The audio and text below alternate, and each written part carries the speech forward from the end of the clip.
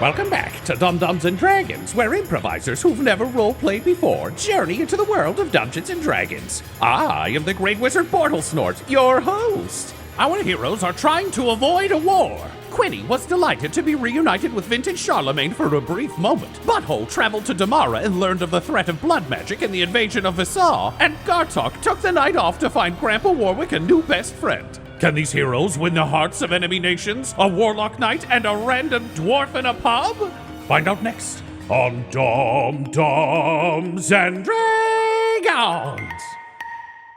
Dum-Dums, you have just returned from dinner in Damara, and it was totally fine. Quinny and Butthole, you went on a little diplomatic dinner. Quinny putting off your totally only honeypot-related date with Vinten Charlamagne in order to go speak to the Queen. You had a pleasant enough dinner with her, though she was certainly overly affectionate towards Butthole. And Butthole, you came to the conclusion that you're not a super fan of Damara or its policies and are slightly concerned. Never have been, never will be. Oh, yeah. There we go. It's on the record. Meanwhile, Grandpa Warwick, you've been making a new best friend. Gartok, friend blind dated you with a dwarf he was drinking with at the old campaigner. And that is where we pick back up with all of you. So let's start with Butthole and Quinny. Butthole, you've just been working through some of your feelings about a guy who's definitely not your stepdad. He's just a guy. Mm-hmm. And you and Quinny were just touching base post-tomorrow. I just want to make sure we cover out anything else you would want to discuss before I move things forward. Quinny was getting ready to leave. We had dapped up saying, let's kill Captain Plantier. I think Butthole is good. I feel like that was a successful time. He's put things in motion. Quinny's off doing what he's going to do. Butthole is just ready to rest. It's been a long day. Yeah. There's been a lot of crises that have turned out to be different, slower burn crises than he thought, which means he's got that combat adrenaline that his whole body's like, we need to solve this and save the world right now. And somebody's like, actually, I just dropped a plate. And he's like, oh, okay. Yep. And it's been like a couple of days of that. So he could really use some sleep. Yeah, that's fair. Bortle Turtle, the Toriel Portal Explorer Turtle, takes a lot out of someone. Yeah, and potions thinking are going to poison the entire planet and instead are a different kind of very dangerous. Yeah, fair enough. A lot of hurry up and wait going on. Yep. Great. So, Butthole, you head back to your room to sleep. Quinny, you go off to meet Vinten. Let's cut back to Grandpa Warwick. It has been a long night at the old campaigner, and your erstwhile new friend, whose complicated name, Schluffenmeyer. Schluffenmeyer. How dare you forget his name already? He's my best friend. You say to yourself? Warwick's yelling at God. Yep. Schleffen, Yelling at his internal monologue, yeah.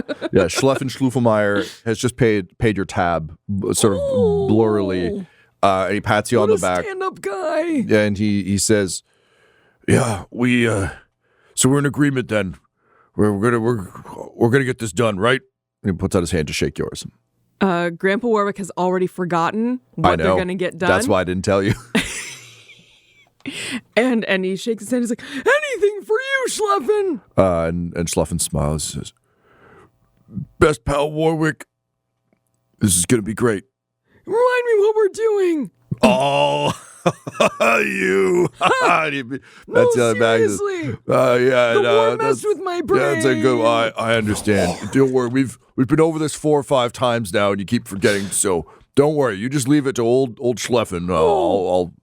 It's going to be great. You are my best friend. I trust you. And you're my best friend. And then he winks. He says, "For now." And he pats you on the shoulder, and he leaves. Schleffen. Bye. Where? Wine? What later? And it's like cheers. Everyone cheers for Schleffen on the way. Like, "Schleffen!" And he waves. You guys have been drinking hard all night. So, Grandpa Warwick, you are left to your own personal nightmare, which is to be alone on a bar stool for a moment. When a different hand kind of pats your back and pulls up a stool next to you. And you reckon, well, actually, I don't know. Roll me a personal history check, I guess. History check? Yeah. 11. All right. A person sits down next to you wearing a fanny pack and a very sensible outdoor gardening hat, smells of earth. You don't recognize them at all. And they're like, "Chief Justice, that you?" Who?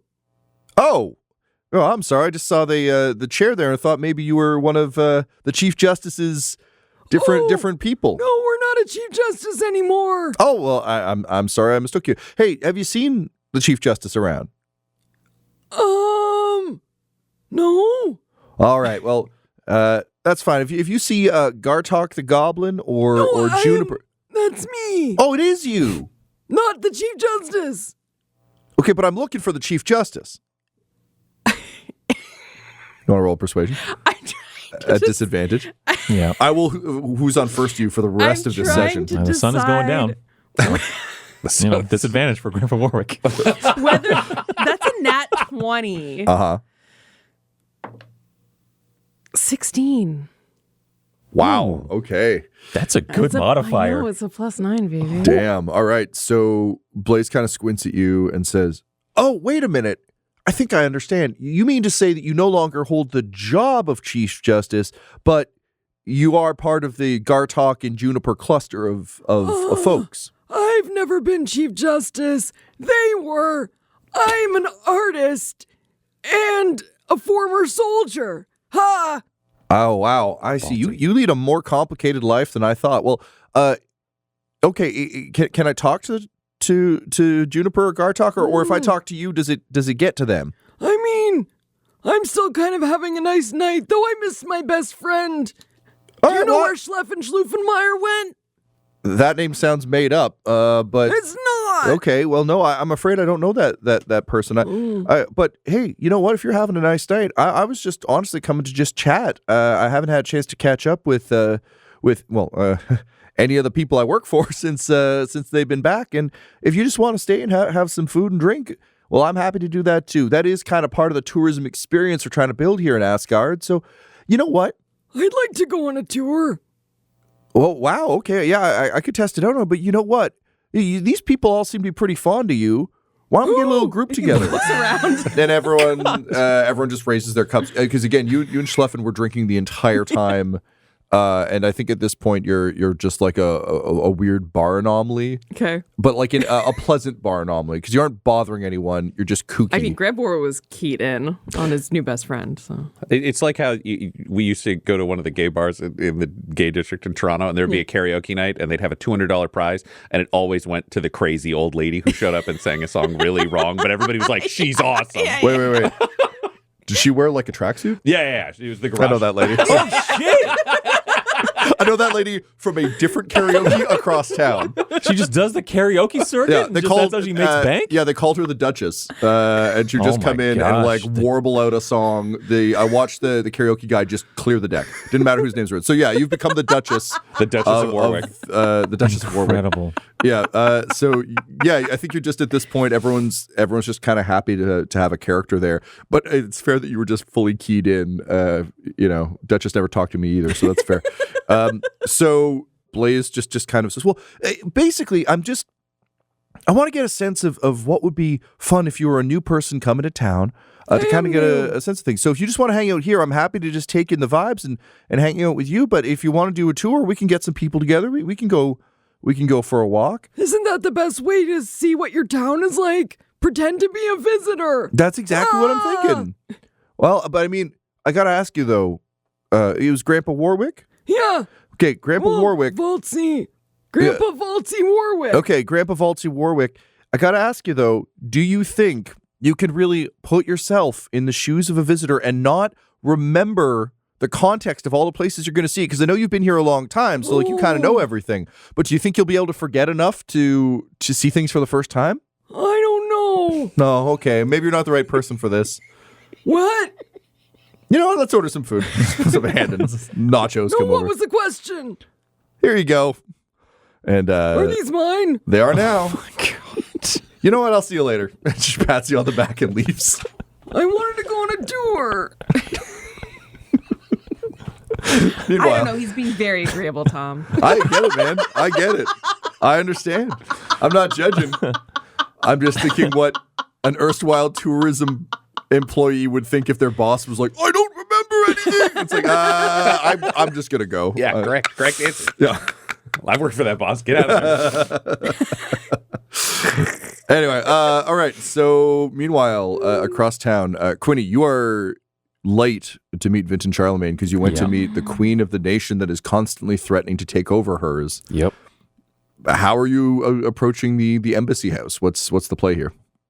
I think sort of similar to what he's done before. Vinten and Chompy are back from out of town, so I think it'll be bottle of wine and another like ham hock, like a big thing of meat for Chompy, and I'll go to the front door. Is it? I gotta ask you: is it purchased or stolen this time? I know last time you stole some of this. I don't have any money anymore. I gave all my money to Lexi. That's right. To buy bullshit or stupid clothes. It's just. They went really well. Yeah. Okay, yeah. Great. So this is actually interesting because the circumstances of Asgard have changed significantly from the last time you stole wine and meat. Yeah. So where are you I wouldn't go to the from? market. I think I'd go to if there's a kitchen in the Asgard tower, the castle. I think I would go down there. So you're stealing from yourself. Yeah. All right. Which is a roundabout way of talking about giving a gift. It's you steal from yourself to give something to someone. Interesting. I steal from myself to buy food. Technically, he's stealing from the country. Yeah. We are all Robin Hood. Okay, interesting. All right, so that's fine then. So you can go to the kitchen and just get that sort of stuff. You walk into the kitchen and a very harried chef turns around and says, "Pardon me. You're picking up a bottle of wine and a ham. Yep. Neither of those are on the menu for this evening. What are you doing?" If they're not on the menu, they won't be missed. Incorrect. I keep very clear records of everything. I'm Chef Inosteel. This is my kitchen. These are my pantries. These are my stock. And you come in here and you think you can just take wine and ham? What are you, some kind of dog? I'm not going to get along with someone who's got no steel in their name. The chef's dog must be so sick. Hairless and just ham and wine. Missing an eye. Feeds his dog. Yeah. He's never learned to properly take care of A it. really drunk pug staggering around the house. Yeah. Ham farts. Just a late era Marlon Brando. What's the dog's name, Brando? You say the head chef? That's correct. Okay. No. Head chef Eno Steel? Inosteel. Yes, I took the name because I do not like when people steal from me. Oh, okay. Well, I guess I'll just put these back. Put them down. Okay. Have a good night. Thank you. You're the Minister of Culture? I'll shrug and be like, I don't know what you're talking about. Guards, there is a strange man attempting to steal ham. He is not my dog. Get him. And a couple of guards show up, look at you, and go, "Oh, well, this is obvious. Sir, is this chef giving you trouble?" A little bit, yeah. Hang on. They confer to each other and say, "Chef Inosteel, you got to come with us. Reginald's going to want a word." And I, if I can, while they're talking to each other, take the wine and the meat. No, he's taking my wine. Oh, he's watching. He's taking my Okay. meat. No, the guards are carrying him away. They don't care. They work for you. Okay. Well, then I'll stop and be like, I'm not going to put this guy through Reginald's fucking gauntlet. Literally and figuratively, his gauntlet. I just want to secret this stuff away, or even put it somewhere else in the kitchen where I can just nab it on the way out. And You can just roll sleight of hand if you want. yeah, okay. Yeah. You just open a drawer and close it, and it's very clear the wine is missing now. It's a natural 1. So we'll re-roll a 1 because I'm lucky. And that's a 2. Fuck. Sleight of hand? 41. 17. 17. Yeah, that's fine. He's getting dragged away. So the guards put him down, and Say, whoa, no, that's not necessary. and he dusts himself off. And Yeah. he turns and says, "I was having a perfectly nice evening until you arrived." That's what you look and sound like when you're having a perfectly nice evening? Yes, this is me at my most exuberant. Okay, great. You may resume your evening. Fine. I will get back to cooking. Get out of my kitchen. Do not return. Happily. Nailed it. He goes back to cooking. Nailed it. And I'll steal the shit and go.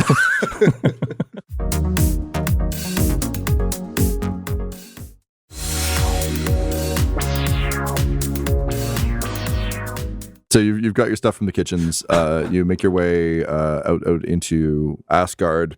Again, it's pretty late in the evening at this point, but Yeah. that's kind of your standard show up for Vinten's house kind of thing. You go up to the front door, you said? Yeah, because I can't fly. So, Great. So you knock on the front door, and Mark Sand Mestic opens it. Yeah. And says, Minister of Culture, Good evening. is it? What brings you to this house at so late an hour? I understand there was an appointment earlier in the day with my mistress, but... And like, she can't look at a watch, so she just looks at the sky. Yeah. But it is far later than that. Yes, I was called away on Minister of Culture duties. And you think that's fair to her? I think it's fair that I let her know. Did she not receive word? Oh, I received word. You did. Yes. I let her know you had more important... And then from the back, you're... Shut up! Let him in! Fuck! I see my mistress has opinions. You may enter, but she leans in. And it's kind of funny because she's like leering over you, but also has no status. So it's just kind of like, do not disappoint my mistress again. It's very uncool of you. She deserves better. She was disappointed? Or were you disappointed for her? Nat 20. No comment. Oh, and the nat 20, I can't read. You can roll an them. insight if you want, but I'm not beating a nat 20. you don't need to surely. beat a nat 20, but you'll need to roll very high to get anything off of that. Give it a shot. Insight? The nat 20 Plus allowed 0. me to say no comment. It's not necessarily that she's completely unreadable. It just won't. Yeah. What does a 6 do for me? She stands aside, glowering at you. Oh, I can tell she doesn't like me. Great. And now I know every remote communication by runner or message or anything goes through her now and will get colored by her loathing for me. Super. Should have brought her some wine and ham like a dog. I was like, yeah. Do you like ham? No. Poor Brando. Yeah. I will ask though. I mean, she's probably not going to answer because she's mad at me. But I will say, I brought a whole of the bottle of wine. I like brought this for Vinten. I brought this for Chompy. I didn't know you were stationed here kind of full time. What do you like? Not being stationed here full time in this backwater podunk town. Well, I'll see what I can do. Bye. Just walk. And you enter to the smell of burning. There's just like there's the smell of something on fire. Vin? Yeah, one sec. Fucking. You hear a clatter of things. Everything okay? And Yes, everything's fine. Everything's fine. Everything's fucking fine. Just go sit somewhere. I'm following the sound and the smell of. And you enter into the kitchen at the back of this place to find Vinten Charlamagne just whacking a cast iron pan with a towel aggressively. She's dressed somewhat casually at this point. Like, I don't know what the fantasy equivalent of like sweatpants and a t-shirt is, but it's kind of that vibe. Sure. And the place is a goddamn mess. And again, as a halfling who grew up with, like, your dad's an amazing cook and everything else, like, you know what effective chaos in a kitchen looks like, and you know what, like, I know the difference between like an Mrs. artist at work Doubtfire and or like Tim Allen in the Santa Claus level of fuck up in the kitchen looks like. So you walk in and she's just slamming this thing with a towel. She says, "Get out, go sit in the fuck. Can you put this out?" And then you see her run over to a stove where there's like just like something bubbling and spitting. She's like, "Fucking!" And you watch as she mage hands it up and hurls it out the window. And Markson, I need a new window. Hi. I will take a lid and place it on the flame and robbing it of oxygen, put it out immediately Oh. on the pan. And here you are saying you don't have any magic. Yeah. Okay. You want to send for takeout? That would get Markson out of here, which is probably a good idea. Markson, need a window and food. Now. Says, I think there's ham. Shut up, I don't want ham. Go. Yeah, listen, I assumed you went to... I don't really trust the Damarans to do anything, let alone cook, so I thought maybe you'd be hungry for something that didn't taste like asshole. Wow. I realized I don't know how to cook. So, anyway, this was something. There's a soup outside, and bread. She holds up burnt bread. Yep. I'll take the lid off the pan and try to ascertain what she was trying to make. Soup outside, burnt Go ahead bread. and roll a perception check, please. It's a high roll, but it's jacked. I got to roll it again. It's much lower. That was perception? Yep. I mean, survival would also be fine. That's a 9 perception. A 9. It's so, at this point, charred that it's kind of hard to tell. You see leaves, but also what looks like it was probably meat at some point. Okay. It's very confusing. Yeah, the lid comes off. I'm just kind of waving the smoke away, fanning it with the lid. And I'll just say, what were you trying to make? Isn't it obvious? I am the Minister of Culture.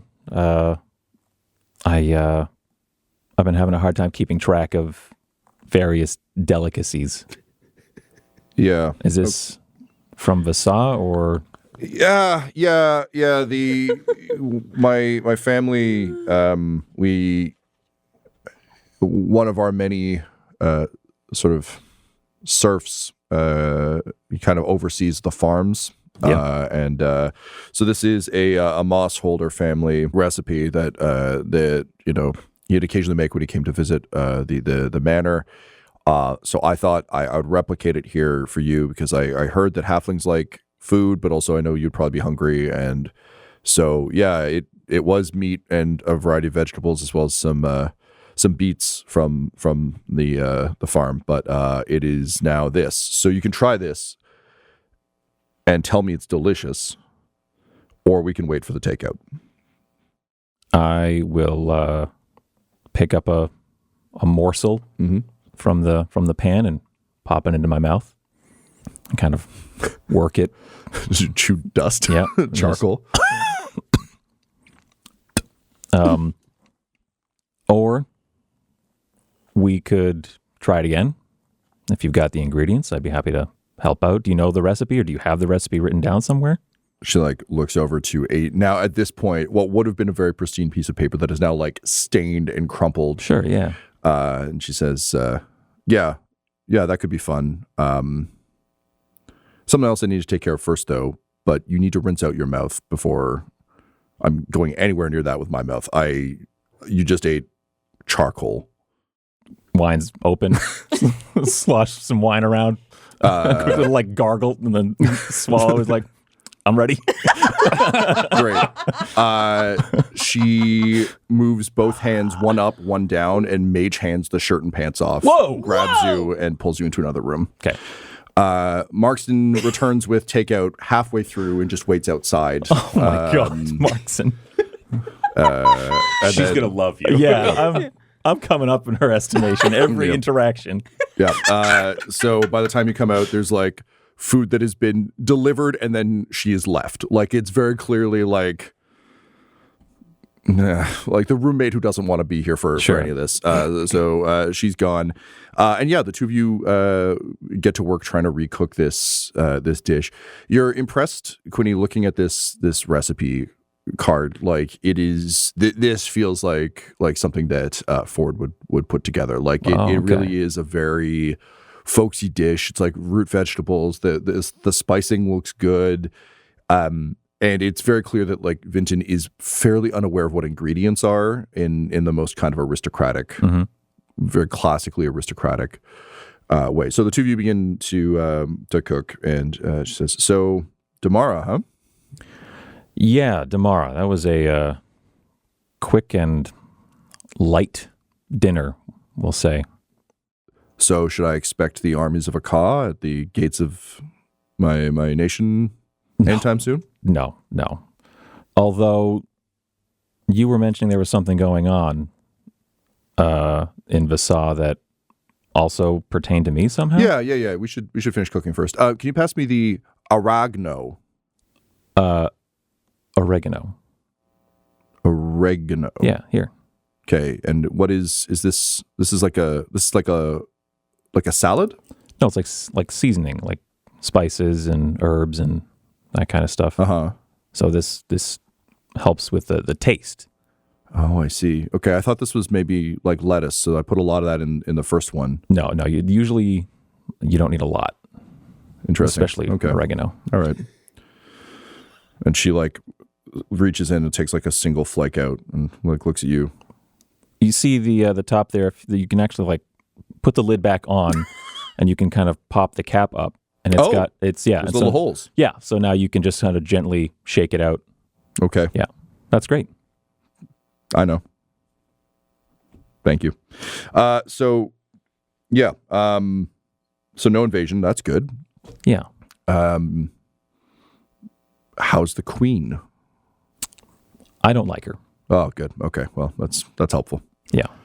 Obviously, I have to be professional. Minister of Culture deals with all the cultures. But yeah, between you and me, I'm not a fan. What about Bobbert? Is he all in on her bullshit? Butthole. Right. Yeah. As Sorry. he likes to go by. He can be hard to read sometimes. He's very genial with everyone. Well, that will be good. I've been meaning to ask you about him. I've come to understand that he doesn't just channel the powers of this moon hammer, but believes himself to be some aspect of Moonhammer. He's the butt hammer. Yeah. How good is he at not talking about that? How good is he at not talking about it? I've visited your Church of Rediscovered, whatever the fuck, and I noticed there were a lot of different religions on display. Yeah. A small, very smelly goblin kept asking me to confess my sins. Yeah, you don't have to talk to him. I didn't. He talked at me a lot. It was strange to see so many different religions on display in a place. Vaasa has various worshippers, of course, but Telos is kind of our main guy. And the Ironfell Council is very deeply, deeply committed. The voice of Telos, who rules over Vaasa, is, well, not technically is just a member of the council, but between you and I is the kind of the guy. I just don't know how kindly Vaasa will take to a self-proclaimed god. If he were to come, which he might need to for reasons I'll get into in a bit, but it might be something to talk to him about, and I don't think I'm the correct one, having been one of his childhood bullies and all. I can certainly put in an ambassador. He's been very kind to me about all of this, but it's something to think about, particularly for nations where religion is not simply a means of comfort or understanding of the world, but a means to power. Yeah. Yeah. Can you pass how much salt is too much salt? I like to do it to taste. So put a little bit in. Wait, so we're tasting the food while we cook it? Yeah, that's how you can kind of gauge the progress of it. That's how you know it stays good, or if it needs something, you've tasted it, and then so you add something. Fork. Let's just a spoonful. We're not gonna. Yeah. Okay. And you get a spoonful and you like hold it up for her, and she's like blushes as much as Vinten Charlamagne ever blushes, and tastes just. It's a long way down for her to come down to me holding up a spoon. But she does, and she kind of takes. Oh, that. Yeah, that is missing something. So the salt is the thing that brings out the missing flavor. Yeah, that's exactly right. All right.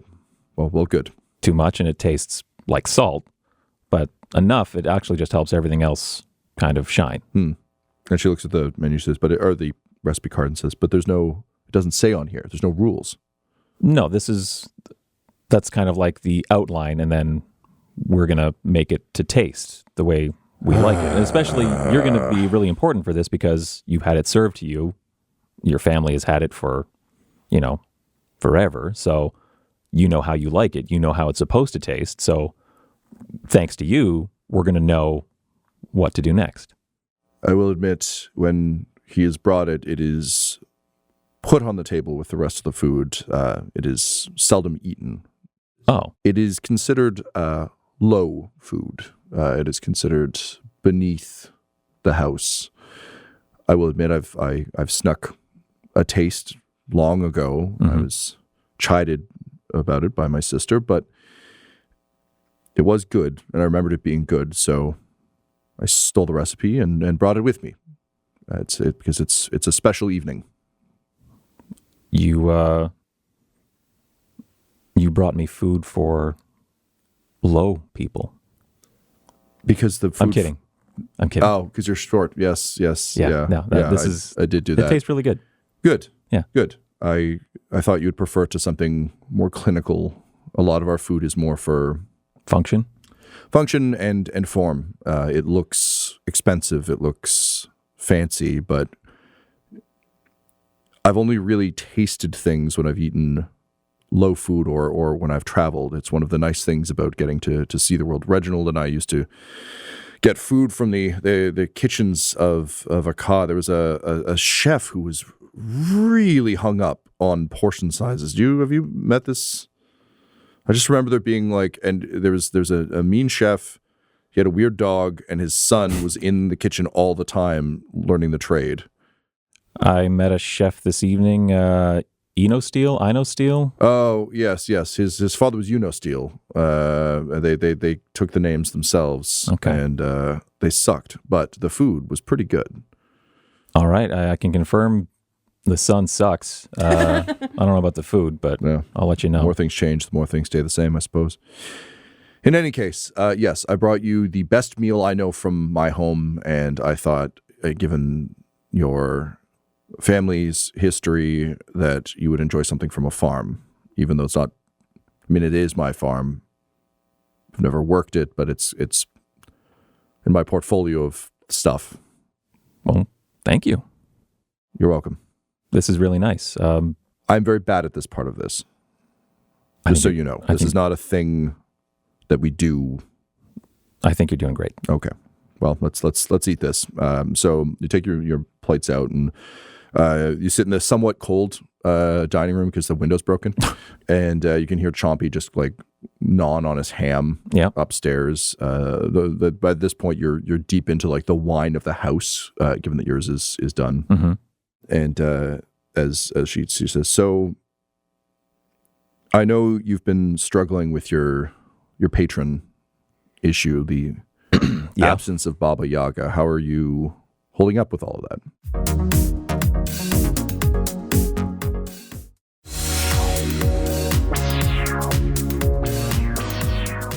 Trying to keep busy, mostly. There's a lot to be kept busy with, so try not to think about it.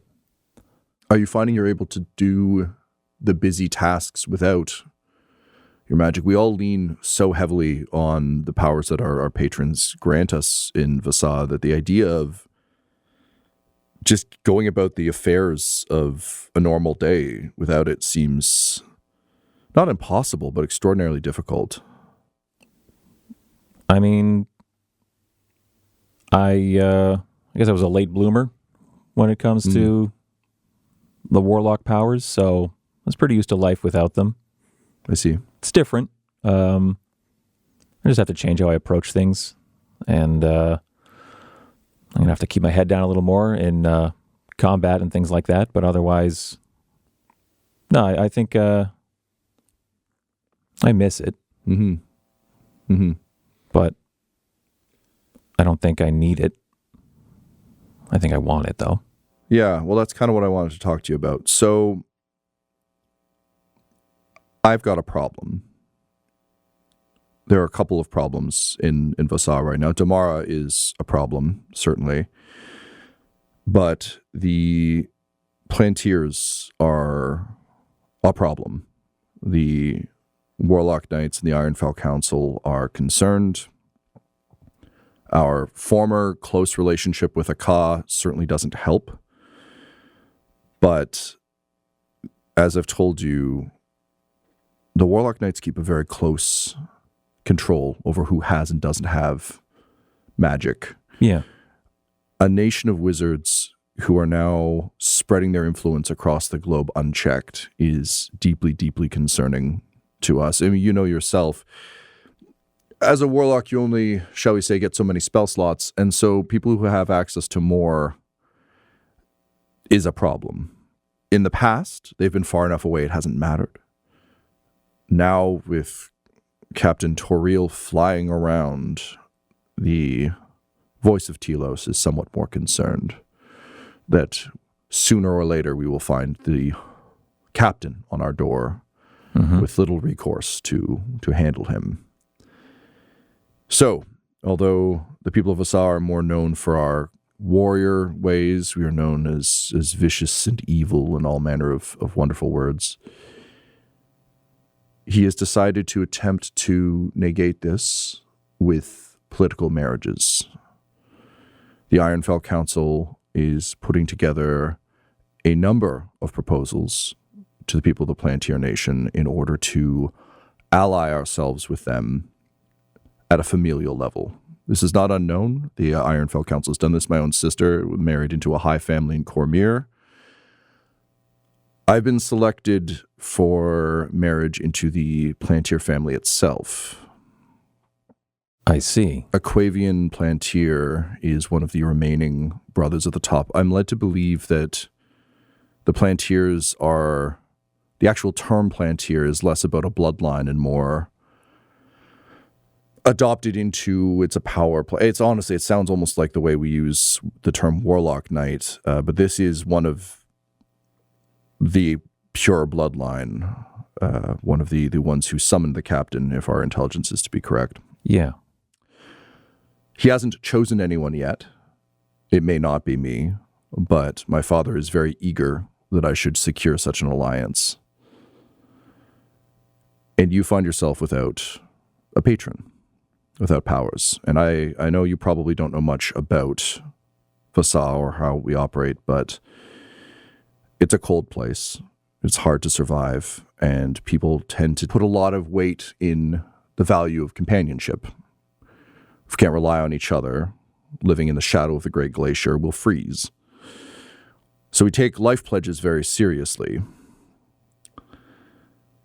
So seriously, in fact, that patrons have been known to offer their powers to one's life mate. So Quinny, and she gets down on one knee and pulls out a ring, says, "This is an Ironfell ring. My people channel great power through these, and I'm aware that you and I are friendly. There may have been honeypot situations afoot, Oh, as we've discussed. yeah. But I really need to not marry into the Plantier family, and you really need a patron. If we do this, you will have to go through all of the appropriate rituals. We will have to have a full wedding, and we will have to make the world believe that this truly is a life pledge. Whether or not it is something you and I will have to figure out together, but this can't be half-assed and this can't be deceptive. But if you take this ring, we will be bound together, and you can meet my patron and regain your powers, and I won't have to move to a nation of crazy wizards.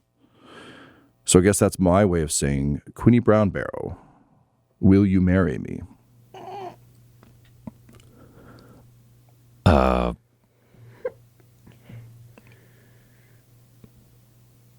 Wow. I tried to cook a meal to make this easier, and I think I made it more complicated, but Well, it we are. is complicated. If this were just about you and I would say yes. and she looks a little bashful. But because there's political machinations and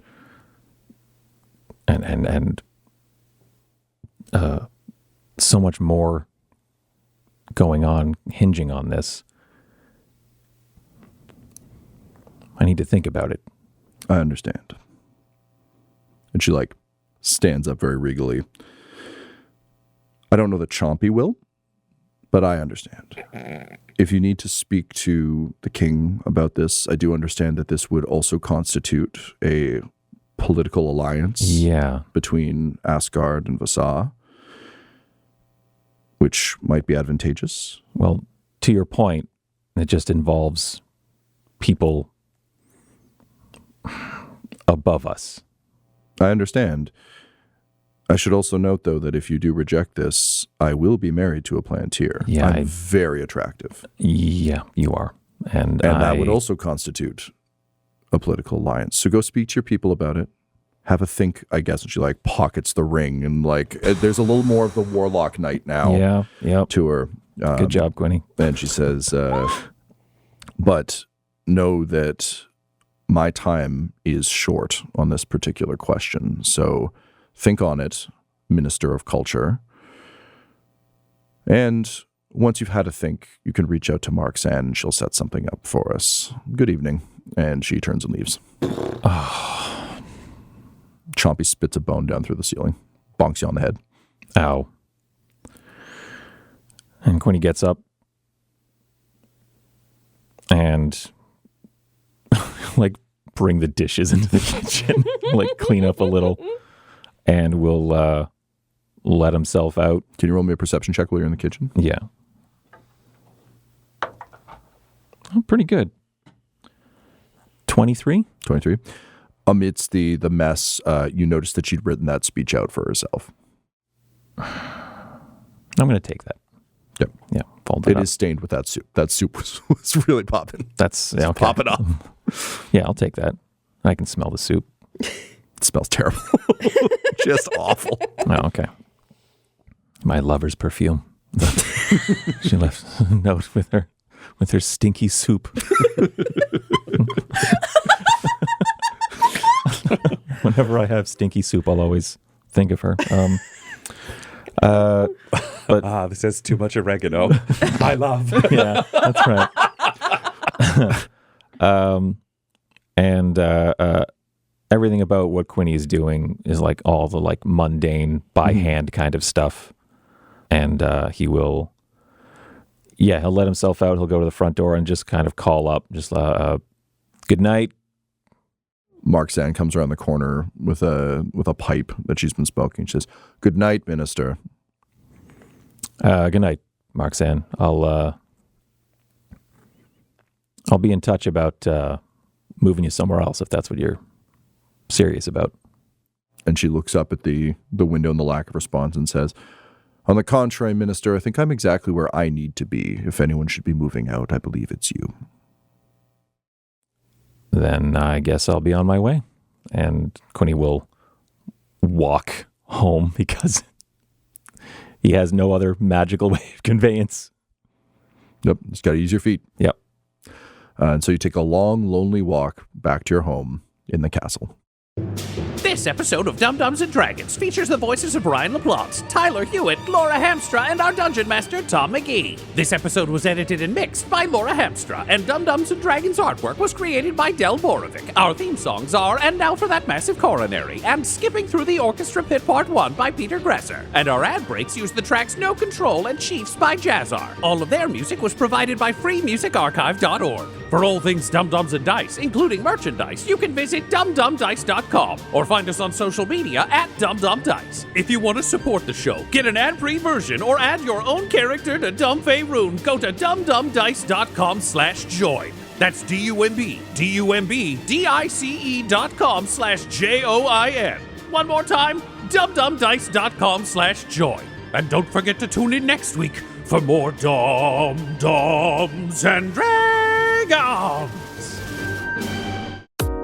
Dum-Dums and Dice has to give a special thank you to the supreme beings of our Patreon at this time: George Dolby, Gavin and Abby McDonald, Grandma Likes D&D, Alan, Madre de Gatos, Garbo Ape, Sam Schaefer, Dia de los Hoodless, Squishy Werewolf, Funky Head, Accent Therapeutic Services in Florence, Kentucky, Lael, Jordan Oliver, Richard Wright, Brittany Fenwick, Megan Werner, A Man Out of Time, Curtis at FingerTechRobotics.com, Your Homeboy Bones, Ellis Hatch, Odigenous, Kai Koa, Squire Solaire, Sandy Sassy Pants, James Molina, Nick Hemsing, Mickey Blake, Corpse Knight Silver, Adamir 101, The Dankler, Lady Destiny Stormbringer, Randall Eberly, Lord Taser, Funky Stevie, J. Robert the Mad Fox, Optimus Omega,